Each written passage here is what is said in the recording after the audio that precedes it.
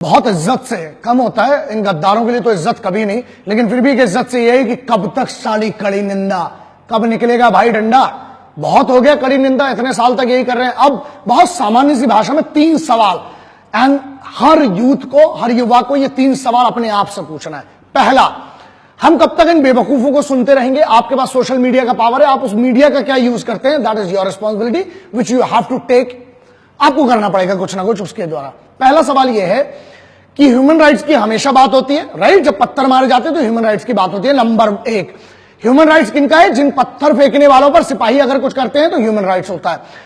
देखो sir, young officer जो अभी भी हमारा एक भारतीय सेना के एक ऑफिसर है, मेजर साहब, जिनने अपनी गाड़ी के बोनट पर एक आतंकवादी को बांधा, और चूंकि उनको कुछ लोगों को पार कराना था वो एरिया, उसको बांधा और उसको उस साइड ले जाकर उतार दिया। लेकिन वो कौन था? पत्थर फेंकने वाला था, गद्दार था, ठीक है? उसके अगेंस्ट में इस आदमी पर कार्रवाई हो रही, but I stand by him and you all must stand by him. उसके साथ खड़ा होना पड़ेगा, क्योंकि मुझे लगता है कुछ भी गलत नहीं किया, जिसको जो भाषा समझ में आई वो भाषा में समझाया गया। हाँ, पैलेट गन बंद होना चाहिए, बिल्कुल, क्योंकि उससे चोट लगती है। सीधे राइट स्ट्रेट अवे 5.56, 7.62, 9 mm सीधे ओरिजिनल हथियार यूज होना चाहिए। 2-4-10 की खोपड़ियां उड़ेंगी ना जब, उसके बाद सब सन्नाटा हो जाएगा। क्यों? उसका रीजन है सेल्फ डिफेंस, जो अभी तक फौज यूज नहीं कर रही है। हमारी भारतीय Indian armed forces, paramilitary forces self defence में यूज नहीं करे। जिस दिन अगर उन्होंने सेल्फ डिफेंस का एक्ट पूरा 96 to 107 तक यूज कर लिया ना, ठोक के रख देंगे पूरे को, और पूरी जिनकी आजादी ना, इनकी जो आजादी है ना, सही जगह चली जाएगी, बोलने की जरूरत नहीं है। पहला तो क्या मानवाधिकार, क्या भारत में ह्यूमन राइट्स सिर्फ और सिर्फ उन गद्दारों के लिए है जिनको फौज हाथ उठाती है? और उन लोगों से मेरा एक सवाल है जो मानवाधिकार की बात करते हैं, सिपाही का मानवाधिकार क्या? बताइए।